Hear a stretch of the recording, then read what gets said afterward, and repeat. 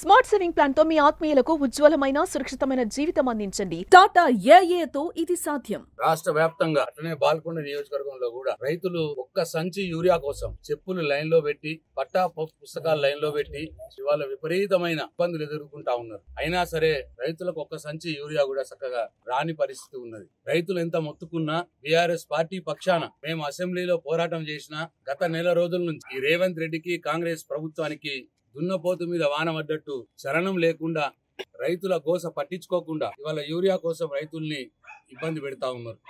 బాల్కొండ నియోజకవర్గంలో భీమ్గల్ ప్రాంతంలో ముఖ్యంగా గిరిజన తాండాలైనటువంటి ఆ ప్రాంతాల్లో మొన్నటికి మొన్న సున్కేడ్ గ్రామంలో యూరియా కోసం రైతులు తెల్లారుజామునట్లనే సొసైటీ ఆఫీసులకు పోయి లైన్లు కట్టి అన్నం లేక నీళ్లు లేక ఏడుస్తా ఉన్నారు. అయినా సరే ఈ ప్రభుత్వం తగు చర్యలు తీసుకోవట్లేదు. ఆనాడు కేసీఆర్ గారు అన్నారు కాంగ్రెస్ కు ఓటేసి కాంగ్రెస్ ప్రభుత్వం వస్తే మళ్ళా పాత రోజులే వస్తాయన్న మాట మాట్లాడింది. ఇవాళ రైతులు గుర్తు చేస్తా ఉన్నారు కేసీఆర్ అన్న మాట నిజమైంది.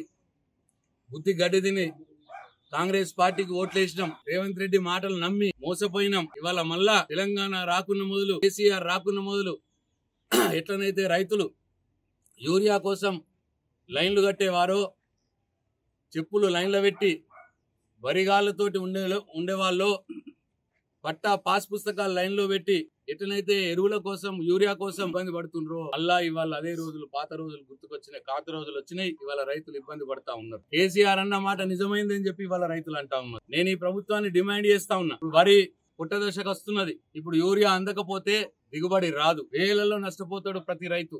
అది కూడా వాళ్ళకి ఆలోచన లేదు. ఇవాళ ఒక్కసారి ఈ వారం 10 రోజులకి ఇట్లా యూరియా దొరకకపోతే ఇవాళ రైతులకు దిగుబడి రాక నష్టపోయే పరిస్థితి ఉన్నది. మళ్ళీ ఇప్పుడు మక్కలు అయిపోతున్నాయి. మక్కలు అయిపోగానే మళ్ళా పసుపు వేస్తారు, జొన్నలు వేస్తారు, మళ్ళా దానికి కావాలి పొటాష్ యూరియా కలిపి వేస్తారు. ఇవాళ వరికే దిక్కు లేదు, మళ్ళీ దాని సంగతి ఏందని భయపడతా ఉన్నారు ఇవాళ రైతులు. ఆనాడు అన్ని ఆగం మాటలు మాట్లాడిండ్రు. ఈ రైతు ప్రభుత్వం అన్నారు, 2 లక్షల రుణమాఫీ అన్నారు. 2 లక్షల రుణమాఫీ గతి లేదు. ఇవాళ 15,000 రైతు భరోసా అన్నారు. ఉన్న రైతు బంధునే ఎగ్గొట్టిర్రు.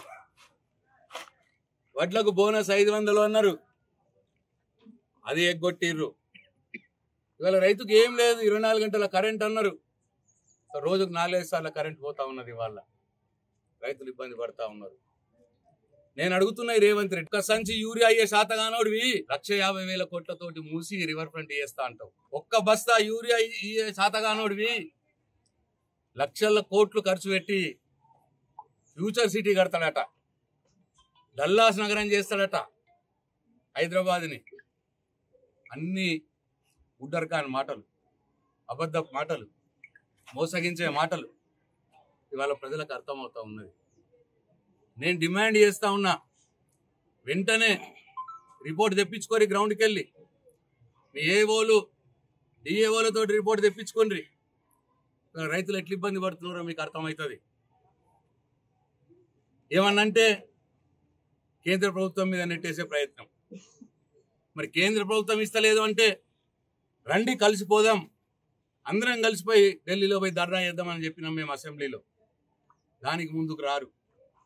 రేవంత్ రెడ్డి రివ్యూ చేయడు ఎరువుల కొరత మీద.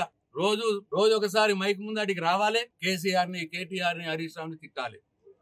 ఈ పని తప్పిస్తే రైతులకు ఒక సంచి ఎరువు బస్తా ఇచ్చే తెలివి లేదు. రైతులకు ఎరువు బస్తాలు ఇయ్య బాబు అంటే కేసీఆర్ మీద కమిషన్లు వేస్తున్నాడు, కేటీఆర్ మీద ఎంక్వైరీలు వేస్తున్నాడు. ఢిల్లీ ఎంత తొందరగా అయితే ఎప్పుడెప్పుడు కేసీఆర్ని జైలు వేద్దామా, ఎప్పుడెప్పుడు కేటీఆర్ని జైలు వేద్దామా, ఎప్పుడెప్పుడు హరీష్ రావుని జైలు వేద్దామా అన్న ఉత్సాహం ఉన్నది తప్పిస్తే రైతుల్ని ఆదుకోవాలన్న ఆలోచన లేదు.